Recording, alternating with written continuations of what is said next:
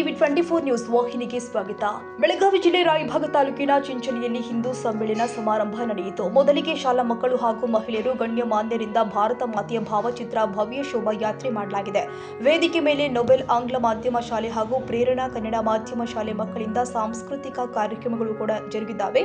ವೇದಿಕೆ ಮೇಲೆ ದಿವ್ಯ ಸಾನ್ನಿಧ್ಯವನ್ನ ವಹಿಸಿದಂತಹ ಪರಮ ಪೂಜ್ಯ ಶ್ರೀ ಸಿದ್ದಪ್ರಸಾದ ಮಹಾಸ್ವಾಮಿಗಳು, ಶ್ರೀ ವೇದಾಂತ ಕೇಸರಿ ಮಲ್ಲಿಕಾರ್ಜುನ ಗುರು ದೇವಾಶ್ರಮ ಚಿಂಚಣಿ, ಪರಮ ಪೂಜ್ಯ ಶ್ರೀ ಡಾಕ್ಟರ್ ಅಭಿನವ ಬ್ರಹ್ಮಾನಂದ ಮಹಾಸ್ವಾಮಿಗಳು, ಶ್ರೀ ಗುರು ಬ್ರಹ್ಮಾನಂದಾಶ್ರಮ ಪರಮಾನಂದವಾಡಿ, ಪರಮ ಪೂಜ್ಯ ಶ್ರೀ ಬಸಯ್ಯ ಸ್ವಾಮಿಗಳು, ಶ್ರೀ ಸಿದ್ದಾರೂಢ ಮಠ ಆಲಕನೂರು, ಶ್ರೀ ಅಭಿನವ ಕಲ್ಮೇಶ್ವರ ಮಹಾರಾಜರು ಸುಕ್ಷೇತ್ರ ಸಿರುಗುರ ದಿವ್ಯ ಸಾನ್ನಿಧ್ಯವನ್ನ ವಹಿಸಿಕೊಂಡಿದ್ರು. ಹಾಗೂ ಎಲ್ಲ ಪೂಜ್ಯರುಗಳು ಹಿಂದೂ ಧರ್ಮದ ಬಗ್ಗೆ ಮನಮುಟ್ಟುವಂತೆ ಮಾತನಾಡಿದ್ರು. ಬೆಳಗಾವಿ ವಿಭಾಗ ಭೌತಿಕ ಪ್ರಮುಖರು ಆದ ಶ್ರೀಯುತ ರಾಮಚಂದ್ರ ಯಡಕೆ ಅವರು ದೇಶ ಭಕ್ತರ ತ್ಯಾಗ, ಬಲಿದಾನ ಹಾಗೂ ಜಾತಿ ಧರ್ಮಗಳ ಬಗ್ಗೆ ಅತಿ ಸುಂದರವಾಗಿ ವರ್ಣಿಸಿದ್ದಾರೆ. ಮಾತೆ ಶ್ರೀಮತಿ ವೈಭವಿ ಕುಲಕರ್ಣಿ ಈ ಸಂದರ್ಭದಲ್ಲಿ ಹಿಂದೂ ಧರ್ಮ ಹಾಗೂ ಮಹಿಳೆಯರು ಸಮಾಜದಲ್ಲಿ ಹೇಗಿರಬೇಕು ಹಾಗೂ ನಾಗರಿಕ ಸಮಾಜದ ಬಗ್ಗೆ ಹೇಳಿದರು.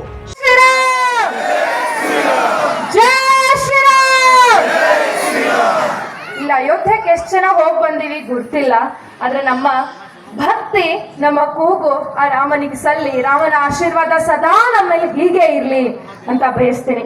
ಇವತ್ತಿನ ಕಾರ್ಯಕ್ರಮದೊಳಗ ನನಗೆ ಬಹಳ ಖುಷಿ ಅನಿಸೋ ಸಂಗತಿ ಏನಂದ್ರ, ಇಷ್ಟಿಷ್ಟೇ ಸಣ್ಣ ಸಣ್ಣ ಮಕ್ಕಳು ಎಷ್ಟು ಚಂದ ವೇಷಭೂಷಣಗಳನ್ನ ಹಾಕಿದ್ರು. ಎಲ್ಲ ಹುಡುಗಿಯರ್ ಸಹಿತ ಇದ್ರು, ಎಷ್ಟು ಚಂದ ವಾದ್ಯಗಳನ್ನ ಬಾರಿಸ್ತಿದ್ರು. ಅದನ್ನ ನೋಡಿ ನನಗೆ ಬಹಳ ಖುಷಿ ಅನಿಸ್ತು. ಇನ್ನು ತಾಯಂದ್ರಂತೂ ಎಷ್ಟು ಆ ಶೋಭಾಯಾತ್ರೆಯಿಂದ ಕಳೆನ ತಂದು ಕೊಟ್ಬಿಟ್ಟು ಅನಿಸ್ತದ. ಎಲ್ಲ ನನ್ನ ಆ ಪುಟಾಣಿ ಮಕ್ಕಳಿಗೆ ಜೋರಾದ ಚಪ್ಪಾಳೆ ತಟ್ಟಬೇಕಂತ ಕೇಳ್ಕೊತೇನೆ. ಜೋರಾದ ಚಪ್ಪಾಳೆ.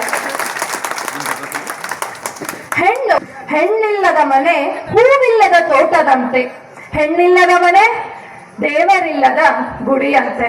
ದೇವರಿಲ್ಲದ ಗುಡಿ ಅಂತಾರೇನ್ರಿ? ಇಲ್ಲ ಅಲ್ಲ. ಅದೇ ರೀತಿ ಯತ್ರ ನಾರೇಸು ಪೂಜಂತೆ ರಮಂತೆ ತತ್ರ ದೇವತಃ ಅನ್ನೋ ಹಂಗ ಎಲ್ಲಿ ಮಾತೆಯರನ್ನ, ಹೆಣ್ಣನ್ನ ಪೂಜಿಸ್ಲಾಗ್ತದೋ ಅಲ್ಲಿ ದೇವತೆಗಳು ಸದಾ ವಾಸವಾಗಿರ್ತಾರಂತ. ಹೌದು, ನಿಜಾನೇ ಅದ. ನಮ್ಮ ಭಾರತ ದೇಶದೊಳಗ ನಮ್ಮ ಭಾರತವನ್ನ ಭಾರತಾಂಬೆ ಅಂತ ಕರಿತೀವಿ, ಕನ್ನಡಾಂಬೆ ಅಂತ ನಮ್ಮ ನಾಡನ್ನ ಕರಿತೀವಿ. ಇಂಥ ದೇಶದೊಳಗ ದೇವ್ರು ಇದ್ದೇ ಇದ್ದಾರ, ನೆಲ್ಸ್ಯಾರ. ಹೌದಂತೀರಿಲ್ಲ? ದೇವ್ರು ನಮ್ಮ ದೇಶದೊಳಗೆ ನೆಲ್ಸೇ ಇದ್ದಾರ. ಒಂದು ಸುಂದರವಾದ ದೇಶ ನಿರ್ಮಾಣದೊಳಗ ಮಹತ್ವದ ಪಾತ್ರವನ್ನ ವಹಿಸ್ತಾಳ ಅನ್ನೋದು ನನ್ನ ಅನಿಸಿಕೆ ಆಗ್ಯದ. ಹೆಂಗ ಒಬ್ಬ ತಾಯಿ ಕುಟುಂಬವನ್ನ ಸುಂದರವಾಗಿ ನಿರ್ಮಾಣ ಮಾಡಿದ್ಲಂದ್ರ ಸಮಾಜ, ಸಮಾಜದಿಂದ ದೇಶ. ಟಿವಿ, ರೀಲ್ಸ್, ಸೆಲ್ಫಿ ಹಿಂಗ ಅನ್ಕೊಂಡ್ ಎಲ್ಲರೂ ಬಿಸಿ. ಅಜ್ಜಿ ಅಜ್ಜ ಹಿಡ್ಕೊಂಡ್ ಅಪ್ಪ ಅಮ್ಮ, ಅಣ್ಣ ಕಾಕು ಮಾಮ ಎಲ್ಲರೂ ಮೊಬೈಲ್ ಒಳಗ್ ಬಿಸಿ. ಆ ಸಣ್ಣ ಸಣ್ಣ ಹುಡುಗರು ಬಂದ್ ನಮ್ಮನ್ನ ಮಾತಾಡ್ಸ್ಲಿಕ್ ಬಂದ್ರೆ ನಾವು ಬಿಸಿ ಇರ್ತೀವಲ್ಲ, ಏನಂತೀವಿ? ತಡಿ ಸುಮ್ ಕೊಟ್, ಅವ್ರಿಗೂ ಒಂದ್ ರೀಲ್ಸ್ ಹಚ್ಚಿ ಕೊಡಿಸ್ಬಿಡ್ತೀವಿ. ಈ ಕೆಲಸ ಆಗ್ಬಾರ್ದಾಗಿದೆ. ನಮ್ಮೆಲ್ಲರಿಗೂ ಹಿಂದುತ್ವದ ಬಗ್ಗೆ ಗುರ್ತದ, ನಮ್ಮ ಸಂಸ್ಕಾರಗಳ ಬಗ್ಗೆ ಗುರ್ತದ, ಸರಿ. ಹಾಗಾಗಿ ನಾವು ತಾಯಂದಿರು ಮಕ್ಕಳಿಗೆ ಎಲ್ಲ ಮಹಾನ್ ಪುರುಷರ ಕಥೆಗಳನ್ನ ಹೇಳ್ಬೇಕು. ಮಹಾಭಾರತ, ರಾಮಾಯಣದ ಕಥೆಗಳನ್ನ ತಿಳಿಸಿಕೊಡು. ಹಿಮಾಲಯ ಕಿರೀಟಿನಿಂ ಬ್ರಹ್ಮರಾಜರ್ಷಿ ರತ್ನಾಢ್ಯಂ ವಂದೇ ಭಾರತ ಮಾತರಂ ವಂದೇ ಭಾರತ ಮಾತರಂ. ವೇದಿಕೆಯ ಮೇಲೆ ವಿರಾಜಮಾನರಾದಂಥ ಎಲ್ಲ ಮಾನ್ಯರೇ, ಈ ಹಿಂದೂ ಸಮ್ಮೇಳನಕ್ಕೆ ಅತ್ಯಂತ ಆಸಕ್ತಿಯಿಂದ ಆಗಮಿಸಿದಂಥ ಶ್ರದ್ಧೆಯ ತಾಯಂದಿರೇ, ಸಜ್ಜನ ಸಮಾಜ ಬಂಧುಗಳೇ, ಪುಣ್ಯತ್ರ ನಮ್ಮೆಲ್ಲರ ಆರಾಧ್ಯ ದೇವತೆ, ಶಕ್ತಿ ಸ್ವರೂಪಿಣಿ, ಸಜ್ಜನರನ್ನ ರಕ್ಷಿಸುವವಳು, ದುರ್ಜನರನ್ನ ಶಿಕ್ಷಿಸುವವಳಾದಂಥ ಮಾಯಕ್ಕ ದೇವಿಯ ಪಾದ ಕಮಲಗಳಿಗೆ ಶರಣಾಗಿ ರೀತಿಯ ಕಾರ್ಯಕ್ರಮಗಳು ಆಗ್ತಾ ಇರುವುದು ಜಾತಿಯ ಹೆಸರಿನಲ್ಲಿ, ಭಾಷೆಯ ಹೆಸರಿನಲ್ಲಿ ಅಥವಾ ಚುನಾವಣೆಯ ಸಂದರ್ಭದಲ್ಲಿ ಇರ್ತದೆ. ಅನೇಕರಿಗೆ ಆಶ್ಚರ್ಯನಾಗಬಹುದು, ಏಕಾಏಕಿ ಹಿಂದೂ ಸಮ್ಮೇಳನಗಳನ್ನ ಯಾಕೆ ಪ್ರಾರಂಭ ಆಯಿತು ಅಂತ. ನಮಗೇನು ಕೆಲಸ ಇಲ್ಲ ಅಂತೇಳಿ ಹಿಂದೂ ಸಮ್ಮೇಳನ ಶುರು ಮಾಡಿಲ್ಲ. ಹಿಂದೂ ಸಮಾಜವನ್ನ ಸಂಘಟನೆ ಮಾಡುತ್ತಿರುವ ರಾಷ್ಟ್ರೀಯ ಸ್ವಯಂ ಸೇವಕ ಸಂಘಕ್ಕೆ 100 ವರ್ಷ ಆಯಿತು. ಆ 100ನೇ ವರ್ಷದ ನಿಮಿತ್ತ ಹಿಂದೂ ಸಮಾಜವನ್ನ ಒಟ್ಟಿಗೆ ಕೂಡಿಸಿ ಹಿಂದೂ ಸಮಾಜಕ್ಕೆ ತನ್ನ ಇತಿಹಾಸ, ತನ್ನ ಕರ್ತವ್ಯ, ತನ್ನ ಆಹ್ವಾನಗಳನ್ನ ತಿಳಿಸ್ಬೇಕಂತ ಹೇಳಿ ಈ ಹಿಂದೂ ಸಮಾವೇಶವನ್ನ ಆಯೋಜನೆ ಮಾಡಿದೆ. ಮಾಡಿರುವ ಶಕ್ತಿ ಸಾಮರ್ಥ್ಯ ಹೊಂದಿರುವ ಜಗಜ್ಜನನಿ ಭಕ್ತರ ಇಷ್ಟಾರ್ಥಗಳನ್ನ ಈಡೇರಿಸುವಂತಹ ಶಕ್ತಿ ಸಾಮರ್ಥ್ಯ ಹೊಂದಿರುವ ಜಗನ್ಮಾತೆಯಾಗಿರುವ ಮಾಯಕ್ಕ ಅಡಿದಾವರಗಳಿಗೆ ಹೊಣೆಮಣಿದು ಬೆಳಗಾವಿ ಜಿಲ್ಲೆಯ ರಾಯಭಾಗ ತಾಲೂಕಿನ ಸುಕ್ಷೇತ್ರ ಚಿಂಚಲಿ ಗ್ರಾಮದಲ್ಲಿ ಬಹಳ ವಿಶೇಷವಾಗಿ ಹಿಂದೂ ಸಮ್ಮೇಳನದ ಈ ಕಾರ್ಯಕ್ರಮದ ವೇದಿಕೆಯ ಮೇಲೆ ಆಸೀನರಾಗಿರುವ ಸಮಯ ಬಹಳಿಲ್ಲ, ಬಹಳ ಫಾಸ್ಟ್. ವೇದಿಕೆಯ ಮೇಲೆ ಆಸೀನರಾಗಿರುವಂತಹ ಲಿಂಗ ಭೇದವೆನ್ನದೇ ಸರ್ವ ಗಣ್ಯಮಾನ್ಯರಿಗೂ ವಂದನೆಗಳನ್ನು ಸಮರ್ಪಿಸುತ್ತಾ ಇಲ್ಲಿ ಆಗಮಿಸಿರುವಂತಹ ತಮ್ಮೆಲ್ಲರಿಗೂ ಅನಂತ ವಂದನೆಗಳನ್ನು ಸಮರ್ಪಿಸುತ್ತಾ ಈ ಕಾರ್ಯಕ್ರಮದಲ್ಲಿ ಈಗಾಗಲೇ ಬಹಳ ಚಂದ ಎಲ್ಲ ಮಾತಾಡ ಅಂದ್ರೆ ಯಾರಿಗೆ ಅನ್ನಬೇಕು ಅಂತ ಪ್ರಶ್ನೆ ಮಾಡ್ತಾರೆ. ಹಿಂದೂ ಅಂದ್ರೆ ಯಾರು? ದೇಹದ ಮೇಲೆ ಚಿಹ್ನೆಗಳನ್ನ ಹಾಕಿಕೊಂಡ ಮಾತ್ರಕ್ಕ ಅವು ಯಾರು ಹಿಂದೂಗಳಲ್ಲ. ಈಗ ಹೇಳಿದಲ್ಲ ಬಹಳ ಚಂದಿಲ್ಲ, ದೇಹ ಕೂಡ್ ಹೋಗೋದು ಅಂತದಾವ, ಚಿಹ್ನೆಗಳು ಅಂತದಾವ, ಬಹಳಷ್ಟು ಎಲ್ಲದು ಎಷ್ಟು ಅಂತ ವಿಶ್ವದೊಳಗೆ ನೋಡಿದ್ರೆ ಬಹಳ ಅದಾವ. ಆದ್ರೆ ಹಿಂದೂ ಅಂತ ಯಾರಿಗೆ ಅನಬೇಕು ಅಂತ ಬಹಳ ಚಂದ ಹೇಳಿದ್ರು. ಯಾರು ಪರೋಪಕಾರಾರ್ಥಮಿದಂ ಶರೀರಂ, ಯಾರು ಪರರ ಹಿತಕ್ಕಾಗಿ ತಾನು ಕಷ್ಟಪಟ್ಟು ಪರವಾಗಿಲ್ಲ, ತಾನು ಕಣ್ಣೀರು ಹಾಕಿದ್ರು, ತನಗೇನಾದ್ರೂ ಇನ್ನೊಬ್ಬರ ಏಳಿಗೆಗಾಗಿ, ಇನ್ನೊಬ್ಬರ ಸುಖಕ್ಕಾಗಿ, ಇನ್ನೊಬ್ಬರ ಅಭಿವೃದ್ಧಿಗಾಗಿ ಯಾರು ಶ್ರಮಿಸ್ತಾರಲ್ಲ ಅಂಥವರೇ ನಿಜವಾಗಿರುವಂತ ಹಿಂದೂಗಳು ಅಂತ ಕರೀತಾರ. ನಮ್ಮ ಹಿಂದೂ ಧರ್ಮದಲ್ಲಿ ಬಹಳ ಚಂದ ಕೆಲವೊಂದಿಷ್ಟು ನಾವು ದೇವಸ್ಥಾನಗಳಿಗೆ ಹೋಗ್ತೀವಿ, ಬಹಳ ಒಂದೊಂದು ಮೂಢನಂಬಿಕೆ ಅಂತ ಒಂದೊಂದು ವಿಷಯಗಳಲ್ಲಿ, ಒಂದೊಂದು ವಸ್ತುಗಳಲ್ಲಿ ಒಂದೊಂದು ತತ್ವಗಳನ್ನು ತಿಳಿಸ್ತಾವ. ದೇವರಿಗೆ ಊದುಬತ್ತಿಯನ್ನು ಹಚ್ತೀವಿ. ಊದುಬತ್ತಿ ಹಚ್ಚುವ ಅರ್ಥ ಏನು ಅಂತಂದ್ರೆ, ಆ ದೇವರಿಗೆ ಊದುಬತ್ತಿಯನ್ನು ಹಚ್ಚುವುದಂದ್ರೆ ಬರೀ ಕೇವಲ ಊದುಬತ್ತಿಯಿಂದ ಒಂದು ತತ್ವವನ್ನು ತಿಳಿಸ್ತೈತಿ.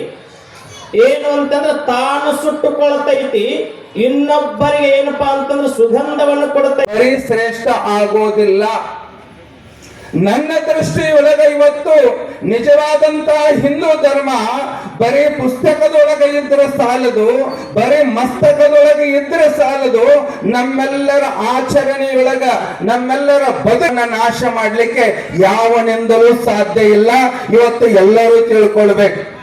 ಬಹುಶಃ ಈ ಭೂಮಂಡಲದಲ್ಲಿ ನಮ್ಮ ಹಿಂದೂ ಧರ್ಮದ ಮೇಲೆ ಆಗಿರತಕ್ಕಂತಹ ಅನ್ಯಾಯವನ್ನ ನೋಡಿದರೆ ಅಥವಾ ಆಕ್ರಮಣಗಳನ್ನು ನಾವು ಗಮನಿಸಿದರೆ, ಐತಿಹಾಸಿಕವಾಗಿ ನಾವು ಓದಿದರೆ, ಅಧ್ಯಯನ ಮಾಡಿದರೆ ಎಷ್ಟೊಂದು ಮತಾಂಧರು ಈ ಧರ್ಮದ ಮೇಲೆ ಆಕ್ರಮಣವನ್ನ ಮಾಡಿ ಈ ದೇಶದಲ್ಲಿರತಕ್ಕಂತಹ ಬರೀ ಭೌತಿಕವಾಗಿರುವ ಸಂಪತ್ತನ್ನಷ್ಟೇ ಅಲ್ಲ ಲೂಟಿ ಮಾಡಿದ್ದು, ನಮ್ಮೆಲ್ಲರ ಮನಸ್ಸನ್ನ, ನಮ್ಮೆಲ್ಲರ ಪ್ರಜ್ಞೆಯನ್ನೇ ಅಪಹರಣ ಮಾಡಿದಾರನ್ನುವುದನ್ನು ಇವತ್ತು ನಾವು ತಿಳ್ಕೊಳ್ಬೇಕು.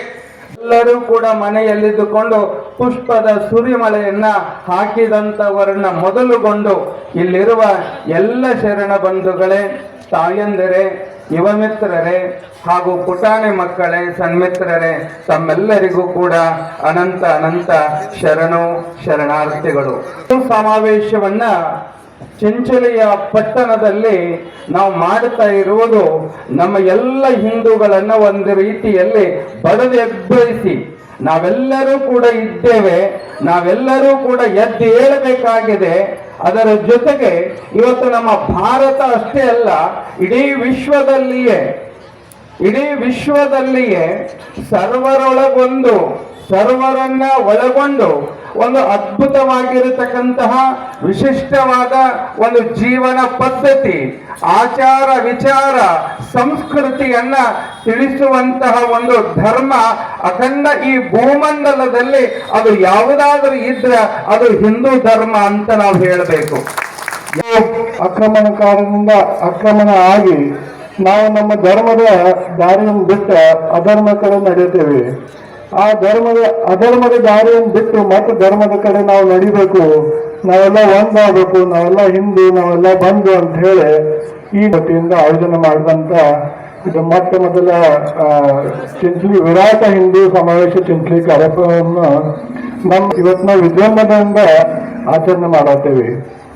ಇನ್ನು ಮುಂದಿನ ದಿನಮಾನಗಳಲ್ಲಿ ಈ ಒಂದು ಕಾರ್ಯಕ್ರಮ ಆಚರಣೆ ಮಾಡಲಿಕ್ಕೆ 15 ಗ್ರಾಮಗಳಿಗಿಂತ ಹೆಚ್ಚಿನ ಎಲ್ಲ ಗುರು ಹಿರಿಯರು ಅಕ್ಕ ತಂಗಿಯರು ನಾವು ಕೂಡಿದ್ದೀವಿ.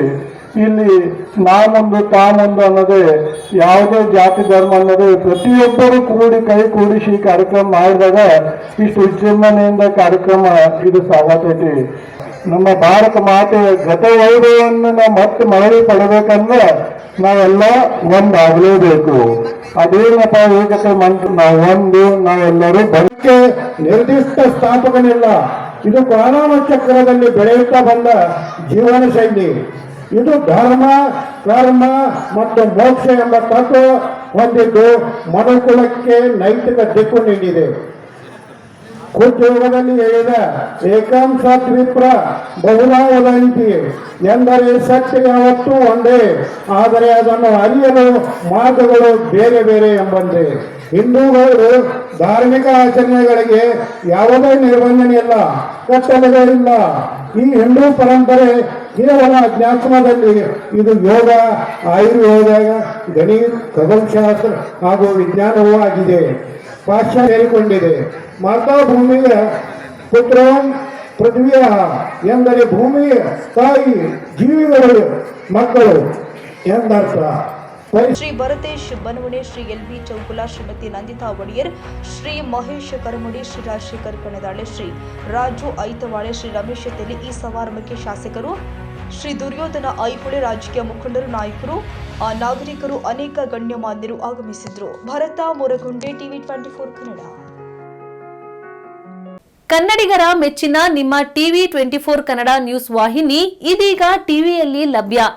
ಕರ್ನಾಟಕ ಮತ್ತು ದೇಶ ವಿದೇಶದ 360 ಡಿಗ್ರಿ ಸುದ್ದಿ ಹಾಗೂ ಉತ್ತರ ಕರ್ನಾಟಕ, ಬೆಳಗಾವಿ, ಬಾಗಲಕೋಟೆ, ಧಾರವಾಡ, ಹಾವೇರಿ, ಗದಗ, ಬಿಜಾಪುರ ಜಿಲ್ಲೆಯ ಕ್ಷಣ ಕ್ಷಣದ ವಿವರವನ್ನ ಪಡೆಯುವುದಕ್ಕೆ ಟಿವಿ 24 ಕನ್ನಡ ನ್ಯೂಸ್ ವಾಹಿನಿಯನ್ನ ಲೈಕ್ ಮಾಡಿ, ವಿಡಿಯೋಗಳನ್ನ ಶೇರ್ ಮಾಡಿ, ಕಮೆಂಟ್ ಮಾಡುವ ಮೂಲಕ ನಮ್ಮ ವಾಹಿನಿಗೆ ಸಹಕಾರ ನೀಡಿ ಮತ್ತು ಚಾನೆಲ್ ಅನ್ನ ಸಬ್ಸ್ಕ್ರೈಬ್ ಮಾಡಿ. Thank you.